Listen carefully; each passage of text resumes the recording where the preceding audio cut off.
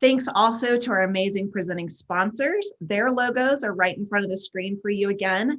And these individuals and companies have really stepped up to support the sector. And we're so honored to have their support and to be in partnership with each of them. So stay tuned because they also come on the show as a guest, and you will always hear from our sponsors. Julia Patrick had this wonderful idea to start this in mid-March. So Julia, thanks for joining us today. Julia is the CEO of the American Nonprofit Academy, and I am Jarrett Ransom, her co-host, also known as the Nonprofit Nerd, CEO of the Raven Group. And today, our action-packed episode is brought to you by Ashley Bright. And Ashley is the message fixer. That's what he's known for. And your glasses match your branding. It's perfect. I just love it, Ashley. So I'm going to share a little bit that you and I, our paths have crossed really organically. One of our mutual connections have said, the two of you need to know each other. So we chatted.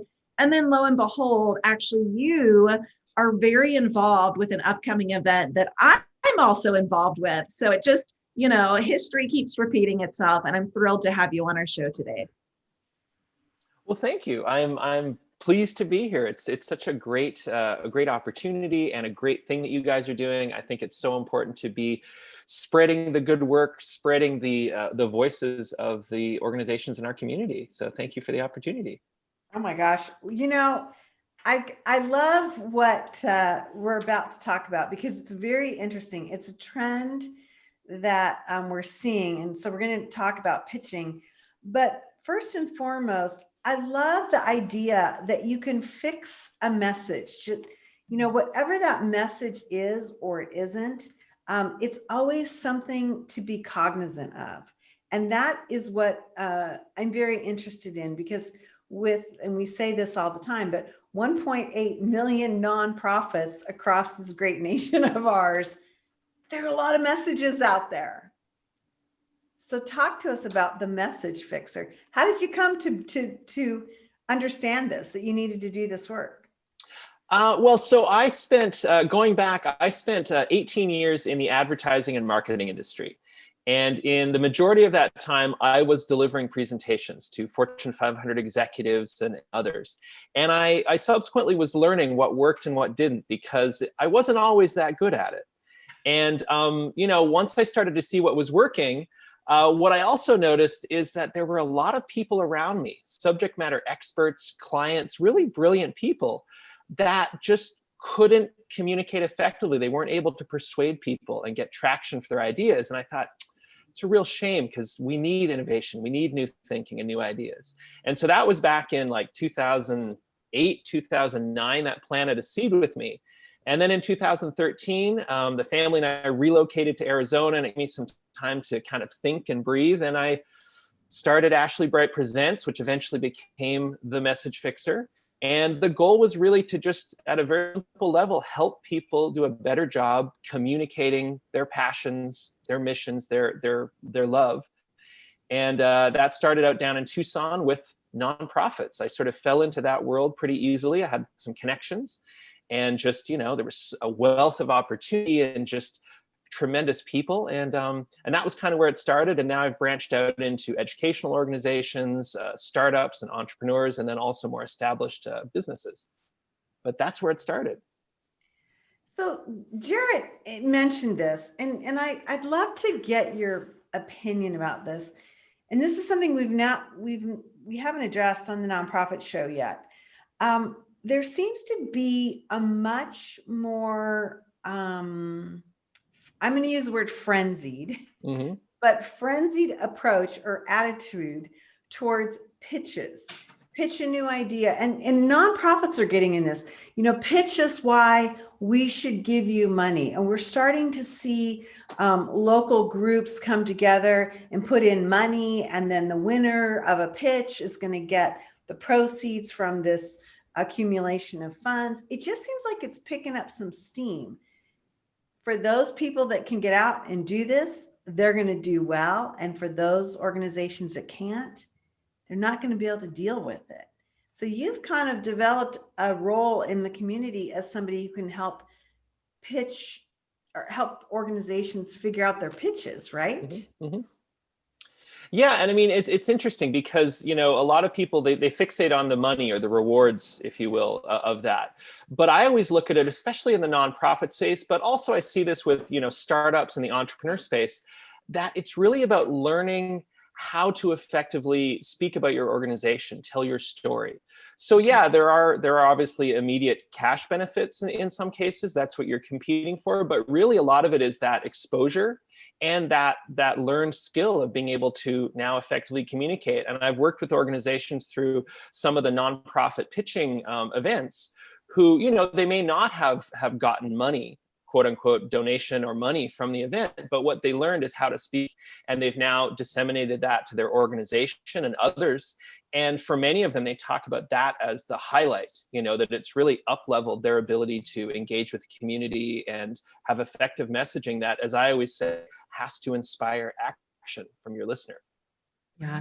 It makes me think, Ashley, and I'm very much an extrovert, and to be honest, my undergrad is mass communication and theater. So you put me on stage or in front of people and I'm completely comfortable, but that's not everyone's personality. So when I think of maybe the character or the personality of the individual that does best or really succeeds in that pitch environment, I'm going to stereotype, right? Although I've been in this position, it may not be the grant writer, or it may not be someone that's not as comfortable. That's one way of seeking and pitching in a written form. But this oral presentation, it really blows me away, right? I've never done it in this pitched environment. I've been in the audience and listened. And as I shared, I'm serving as the MC for an upcoming event next month for YNPN Phoenix. So talk to us about how you work with the individuals to be prepared to really be successful that night. Certainly. So, I mean, the obviously that stage fright, that anxiety that many people speak about is common. We are human beings. It's prevalent for all of us. And with the YNPN group that I was chatting with the other night, at least half of them stated that as their number one fear. So we have that as a universal fear. But the reality of it is that, whether you're introvert, extrovert, regardless of what role you're playing, if you have the opportunity to speak to an audience, you want to capitalize on that. And so the way I do that, and a lot of where the anxiety comes from, is people just not really having clarity on what to say. And so that usually ends up with people, if they aren't prepared, falling into that trap of sort of overwhelming their audience with too much information, because they fall into their space of knowledge. And so they'll talk about their organization and their background and their programs and all these things, which is great.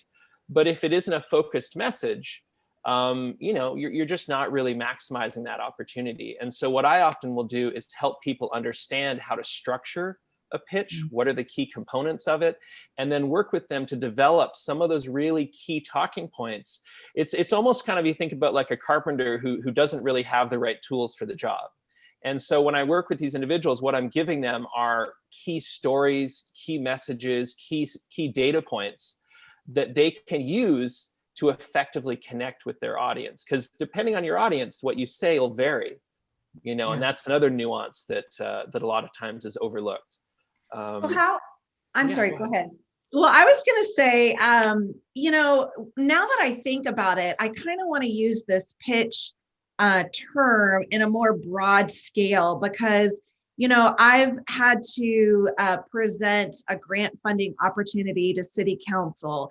Other people have had to go in front of major donors and present to their executive team. So there's many ways really to message and to get it on target, which is where we're going in the next slide. So, I guess for me, I've been a little remiss and maybe naive to think that the pitch is in the spotlight, but it's really, as Julia and I like to say, multi-purposed, right? You're able to use your messaging and really hone in so you're not missing that message target. Definitely. And I mean, a lot of times when I work with my clients, what we'll do is we'll start from sort of scratch, and we'll create what may be a founder story or an origin story.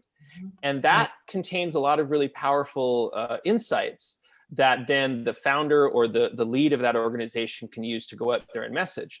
But then also that message starts to then work its way through the rest of the organization on their website, through marketing materials. May become a really powerful talking point for their community outreach and community engagement and development people. And so it's kind of, a lot of organizations, they're all saying different things. And then when finally they see someone that like has nailed it, then they go, that's working. Oh, that's resonating. Oh, I love that. And, and then it sort of filters through. And that's what you want too. You want that consistency across all of your touch points. You call this irresistible messaging. And I think it's kind of an interesting aspect, because I've seen organizations, and I see this especially with boards, like as they grow or they expand their services, those board members or even people in the C-suite, they don't always march with the same knowledge. They might give different statistics. They might, share different pieces that don't really fit. And yet I don't see a lot of organizations that seem to spend time reinforcing that messaging. They might work and try and bring it all together, but then there's a disconnect somehow to getting everybody on board. Yeah, and I think a lot of it, you see that in sort of the private sector, when there's a lot of money being thrown behind building a brand, there's a very sort of top-down initiative to, hey, we have brand guidelines, here's our voice, here's how we do it. But when it comes to the nonprofit space, that's, it's just less top of mind. There's a lot more things going on. But the reality of it is you need to have that consistency.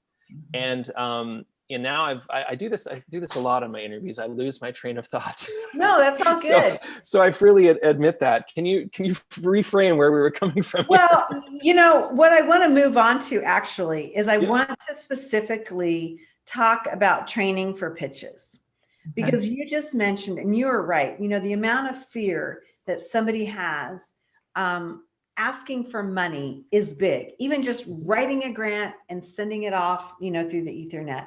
But to do this on a stage in front of people, Jarrett and I were saying, we see this coming up more and more. It has an entertainment factor. It's dramatic. And yet, how do you train for this? I mean, it's so frightening. And now the component of virtual, right? So you're not feeding off the in-person audience. Yeah. You're now feeding off of this little square in front of us. So dive into both of those, if you would, Ashley. Sure. So it's like many things. A lot of it is really just, demystifying kind of the process or the structure. And so when I work with individuals, especially on the nonprofit, I've developed a particular component-based sort of structure for what goes into a great pitch. And so for the first part of it is it's really just breaking that down. And so I open that up with my workshops. We break that down into these 5 key components. And then we have exercises that essentially allow you to start to unpack each of those areas. And the idea is that you're getting it all out. Half the problem is that all the knowledge is kind of stuck up here. And so the key is really just getting that out in a way that you're not overanalyzing it. And so that's part of the process too. And from there, we start to then weave the different components together. One of the things I talk about is when we look at successful communications in any industry or field, it comes down to, it's appealing to 2 things. Because the thing that many people don't understand is when it comes to the way our brains make decisions, there's an emotional component and a logical component. And so the challenge when you are pitching, or really with any communication, is that you're trying to hit both of those. And when we see really boring meetings, boring presentations, ineffective pitches, it's because they've erred on the side of logic. And so it's all very logic driven. Whereas when we feel that from a speaker, we feel that from a great piece of messaging, it's because they're weaving those 2 pieces together. And so that's a really critical piece that's often overlooked. I say that as well with my clients that I work with across the nation, is really whether it is a written component, an oral component, a sponsorship deck, like whatever it is, you never know how the person receiving it relates to your information. So to weave those stories, statistics, data in is so critical. So thanks for vouching for for what I say too, because I'm like, I think this is the best. It works for me. I'm very much the emotional heartstring person. Sometimes I will absolutely gloss over if it's too much logic, as you said. And I think, everyone hits that point. And maybe if it's too emotional, they glaze over as well, depending on how they prefer their information to be presented. I love Shark Tank. Is a pitch, and it really in the spotlight pitch, is that similar to Shark Tank? It can be. It can be. In some of the groups I've worked with where there is a Q&A portion or judges involved, it can be very similar. I mean, I have yet to see anything quite that aggressive, thankfully. But, that is a component of it. And if you think about it, what they're really trying to do is you've got your pitch, and that's from your perspective. And so they're able to see that. And then, there's those clarifying questions, that you want to understand. And whether you're investing or donating or even just volunteering your time, those can be important components, because time, we don't have a lot of it these days. Everyone's busy. And so again, you want to make sure that you're investing your time or your money into something that you fully understand and is really being effective. So then let me ask you that. It is kind of a part of this, is that, when you're teaching and training somebody for pitching, now we have this pandemic. We've moved all of these events into a virtual digital component. I've got to imagine that that's changed things, because now you've got to deal with sound and lighting and backdrops and all these things that you didn't have to do before, right? Unstable internet. Yeah, there's definitely a change. And I think that it's manifests itself in a few different ways. I think one, in terms of the message you're communicating, you need to be very aware of what people are going through and acknowledge that. I think that's important to demonstrate empathy. And it's surprising, empathy, we're 15 minutes in and empathy hasn't come up yet. But empathy is, the cornerstone of great communication. And so it's having that empathy. And then the other thing is recognizing that a lot of the same components, a lot of the same approaches that you use in an in-person presentation exist in a virtual setting as well. Okay, you want to it's all about body language and the way people are perceiving you. And so you want to make sure that you're framing it appropriately. You can see that I'm using my hands, you can see the upper part of my body, gestures, that's all important. You mentioned, Julia, the lighting and what's going on in your background. Much the way when we get up on stage, everything is contributing or detracting from the perception that our audience has. And so what you're wearing, body language, gestures, facial expressions, everything. And those still hold true in a virtual environment. And so get some, for $5 you can get decent lights and a headset, and yeah, you're still going to have issues. Technology is not perfect, and so you got to be ready to roll with those as well. But I think as long as you're doing your prep work, you know what you're going to say, you've got that comfort, and you've done the prep, you're as ready as you're ever going to be. And if the technical stuff happens, we all hopefully have a good laugh and we move on. And we all go, I think the 2020 thing is going to be, am I on mute? I think that's going to be kind of the quoted sort of phrase that's on everyone's shirts. It's like, it has been. I've definitely seen that. And talk about empathy. That is one area that I think we can all empathize with when it comes to the technology glitches, as much as we do our best to control it. And we've had glitches here on our show, even with ourselves, our guests, just kind of overall. So talk about empathy in general. I think internet, connectivity has definitely been an empathetic synergy between all of us. So Julia and I talked a little bit about, 1.8 million nonprofits in our US, and also how nonprofits really don't want to compete with each other. But I firmly believe, and I don't want to put this in your mouth, Julia, but I think that you do as well, we are competing. We're competing for resources. And while we definitely want to support and collaborate our community leaders and other organizations, truth be told, there is a finite amount of resources, time, talent, treasures.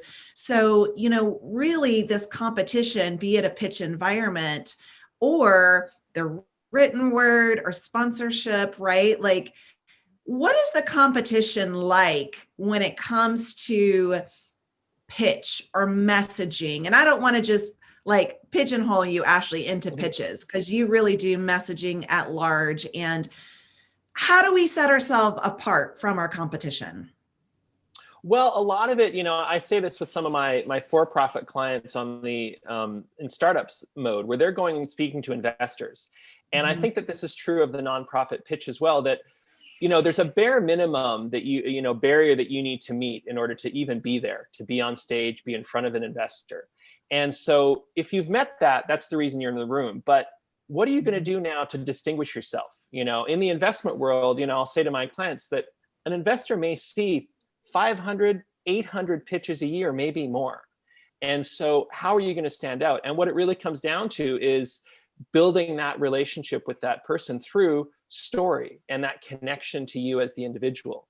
And so whether you're for-profit or nonprofit, the key is really having a story that connects, that first of all illustrates the problem you're solving in an emotional way, so that you mentioned this earlier, Jared, that people you're speaking to in many cases don't have any context for where you're coming from, the problem you're solving. And so using emotion, using empathy to kind of capture their interest is critical. And then it gets into building trust. Why are you the individual that I should be listening to about this particular organization, this particular cause, this issue in the community? And that's where, again, you're building that bond in terms of your background, your experience, your passion. And so those are the keys, because the rest of it is really, on the for-profit side, it's like, hey, is this a viable product? Is this a viable market? What's the competitive space like? If you've met all those, great. But now it's like, who are you? Who's your team? Why are you guys good at what you're doing? Why should we trust you?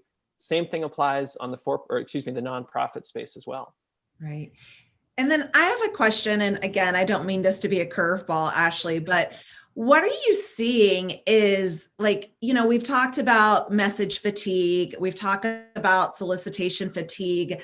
What are you seeing as the best practice right now when it comes to messaging? And I'm going to add, really during this pandemic, because so many of us are, compassion fatigue, we're pandemic fatigue, we're everything, right? So what are some best practices that you might be able to give us for suggestions and advice that you give your clients to those that are watching today?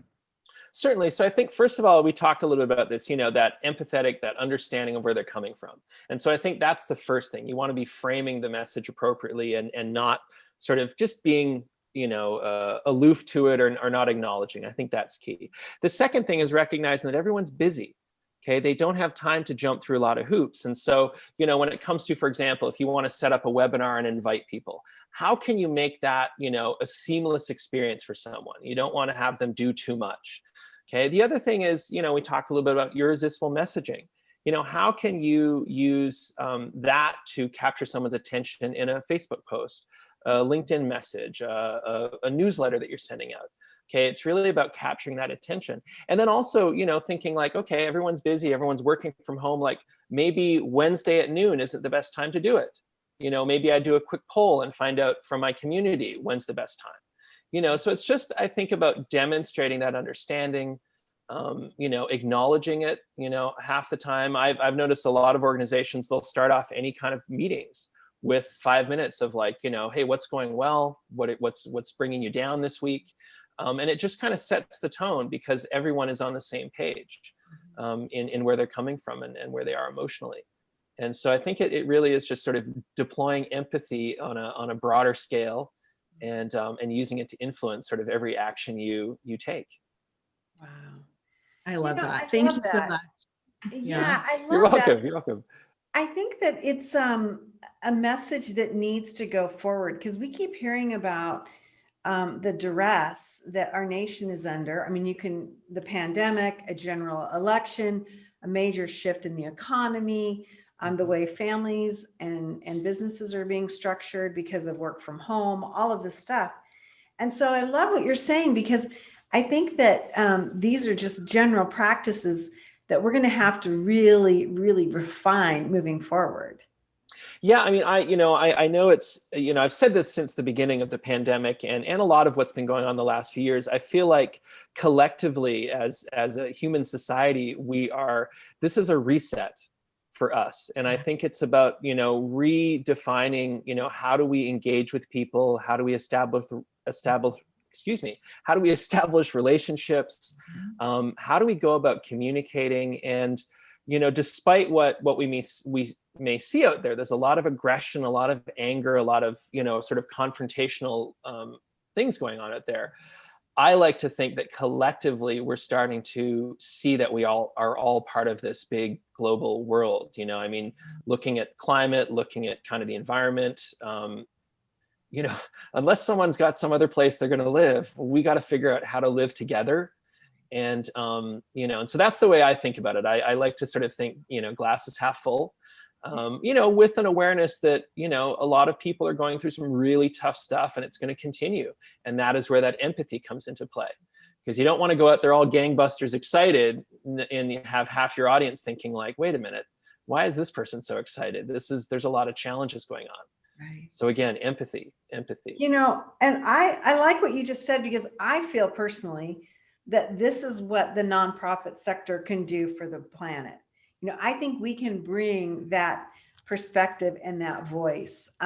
It is really, really important. And I think that it's a gift that we can bring even in the worst of times.